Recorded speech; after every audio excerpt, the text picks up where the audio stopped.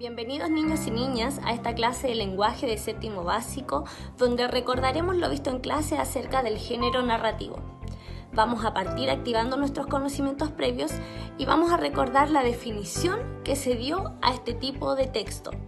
Dijimos que la narración es una modalidad discursiva que se encarga de contar, relatar o narrar una historia. La modalidad discursiva de la narración también se puede mezclar con otras dos modalidades discursivas, como lo son el diálogo y la descripción, y también están presentes dentro de todo tipo de textos narrativos. Recordemos que nosotros alcanzamos a ver en clases los siguientes textos narrativos: el cuento, la novela, el microcuento, el mito y la leyenda, la fábula, y también consideramos que el cómic pertenece a este tipo de texto. En los textos narrativos existe una voz ficticia denominada narrador, y es muy importante aprender a diferenciar el narrador del autor.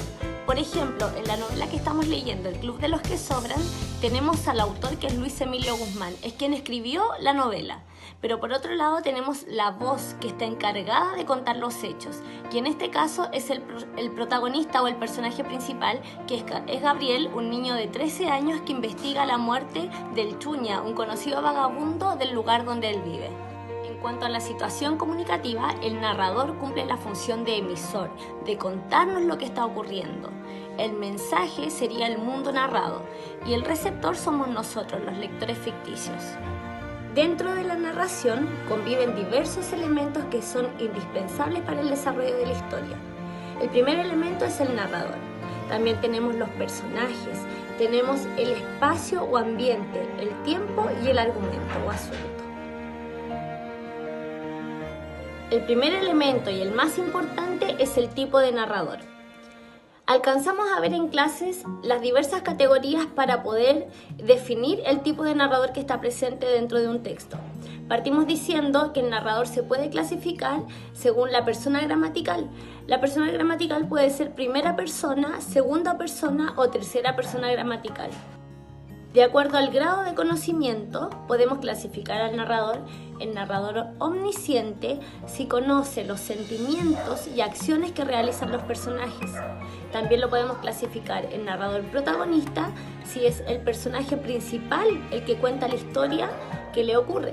También lo podemos clasificar en narrador testigo si está dentro del texto y logra contar lo que le ocurre a otro personaje. Y también lo podemos clasificar como un narrador de conocimiento relativo si solamente se limita a contar los hechos de lo que ocurre dentro de una historia. La tercera clasificación que vimos acerca del tipo de narrador fue si el narrador podía ser interno o externo. El narrador interno participa como un personaje, ya sea el protagonista o un personaje secundario. Y el narrador externo no participa como un personaje, que es el caso del narrador omnisciente y el caso del narrador de conocimiento relativo. Si llevamos la clasificación de los tipos de narrador al texto o a la novela que estamos leyendo en este momento, que es El Club de los que Sobran, podemos analizar que Gabriel es el personaje principal. Él cuenta la historia en primera persona gramatical. Por lo tanto, al contar en primera persona gramatical, está contando desde su visión, desde lo que a él le ocurre. Y también lo podemos clasificar como un narrador protagonista, y en la tercera categoría vendría siendo un narrador interno porque está dentro del relato. Los personajes son un elemento de la narración muy importante e indispensable porque son quienes desarrollan las acciones dentro del relato. Los personajes los podemos clasificar en principales o protagonistas cuando nos referimos a aquellos personajes que están desde el principio del texto hasta finalizar el texto. Son los más importantes del relato, son los protagonistas. Ellos son lo central del texto. Los personajes secundarios son aquellos que pueden aparecer y desaparecer durante la historia y que acompañan muchas veces al protagonista a lograr su objetivo. Y tenemos también la tercera clasificación, que son los personajes terciarios o personajes incidentales que pueden aparecer o desaparecer en el relato. También nuevamente vamos a llevar el ejemplo al texto y a la novela que estamos leyendo. El personaje principal es Gabriel, porque él es quien cuenta la historia, él es el protagonista del relato. Personajes secundarios tenemos a Chupete, que es su amigo, a Dominga y a Pablo, que son quienes ayudan a Gabriel a descubrir el misterio del Chuña. Y los personajes terciarios podrían ser los bomberos, que aparecen en una sola acción, que es cuando rescatan al Chuña. El ambiente es el tercer elemento que vamos a estudiar del género narrativo. El ambiente es el espacio o entorno donde transcurren el relato, las acciones o la historia. Tenemos tres categorías para definir el ambiente. Primero tenemos el ambiente físico, que tiene que ver con el lugar, con donde ocurren los hechos. Por ejemplo, en la novela leída es Santiago. Y podemos llevarlo también a lugares más objetivos, más particulares. Por ejemplo, el barrio donde vive Gabriel, la comuna de Ñuñoa, el Parque Bustamante, que son lugares que se mencionan dentro de la historia. El segundo tipo de ambiente es el ambiente psicológico y tiene que ver con las emociones que viven los personajes dentro del relato. En este caso viven, por ejemplo, emociones de angustia, de felicidad, de amor y un sinfín tipos de emociones también que se viven dentro de la historia.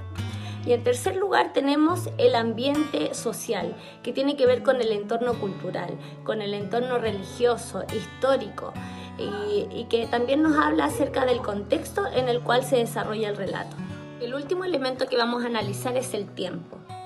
El tiempo lo vamos a clasificar primero en dos tipos, en el tiempo del relato y el tiempo de la historia.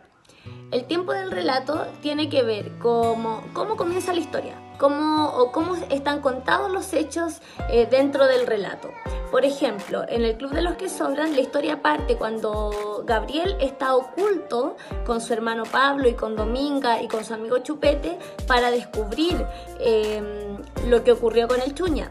Esto, cuando nosotros avanzamos en la lectura del libro, nos damos cuenta que ese acontecimiento ocurre en el clímax del relato, ya al finalizar el texto.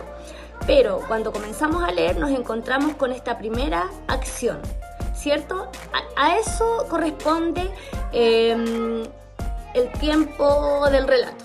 Por otro lado tenemos el tiempo de la historia, que tiene que ver con el orden lógico de las acciones.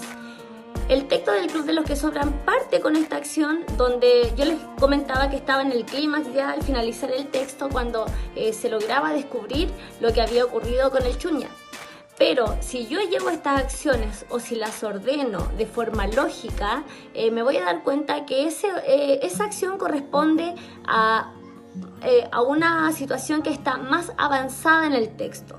Ya, por lo tanto, el orden de la historia, yo debería ordenar las acciones de forma lógica. Otra categoría del tiempo es cuando la historia está contada de forma cronológica, podemos clasificar el tiempo de manera cronológica. En cambio, si encontramos que el texto tiene saltos temporales, como es el caso del Club de los que sobran, donde partimos leyendo la novela y nos encontramos con una acción que es mucho más avanzada, nos damos cuenta que el texto tiene anacronías.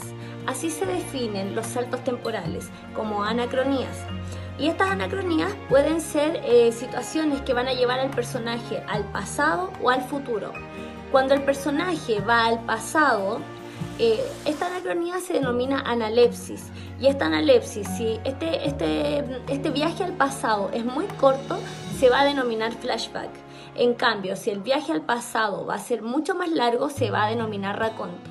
Por lo tanto, en la novela que estamos leyendo, El Club de los que sobran, podemos clasificar el tiempo no como cronológico, sino como un tiempo que posee anacronía y que posee un raconto, porque Gabriel nos está contando la historia hacia atrás. Él comienza el relato desde el momento en que está oculto con Dominga, con Pablo y con su amigo Chupete, para poder descubrir y para poder salvar la vida del Chupete. Hay otros textos donde hay anacronías, donde se va al futuro, y esta anacronía se denomina como prolepsis.